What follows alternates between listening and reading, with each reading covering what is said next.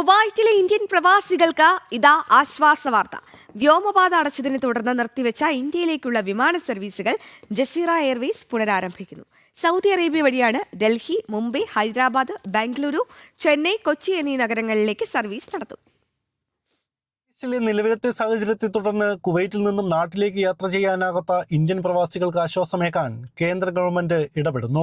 കുവൈറ്റിൽ നിന്ന് Saudi Arabia വഴി ട്രാൻസിറ്റ് സൗകര്യം ഒരുക്കണമെന്നാവശ്യപ്പെട്ട് ഭാരതീയ പ്രവാസി പരിഷത്ത് വിദേശകാര്യമന്ത്രി ഡോക്ടർ എസ് ജയശങ്കറിന് അടിയന്തര നിവേദനം നൽകിയതിന് പിന്നാലെയാണ് കേന്ദ്ര സർക്കാരിന്റെ തീരുമാനം. ഇന്ത്യയിലേക്കുള്ള വിമാന സർവീസുകൾ ജസീറ എയർവേസ് ആണ് പുനരാരംഭിക്കുന്നത്. കുവൈറ്റിൽ നിന്നും യാത്രക്കാർ പ്രത്യേക ബസ്സുകൾ വഴി സൗദി അറേബ്യയിലെ അൽ ഖൈസുമ എയർപോർട്ടിലെത്തും. അവിടെ നിന്നാണ് ഇന്ത്യയിലേക്കുള്ള വിമാനങ്ങൾ പുറപ്പെടുക.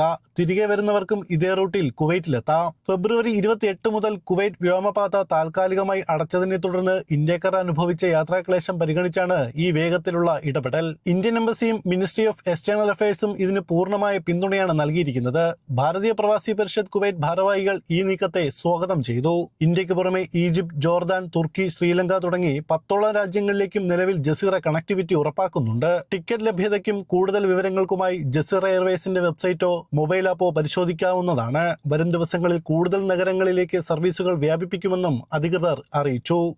ജനം, കുവൈറ്റ്.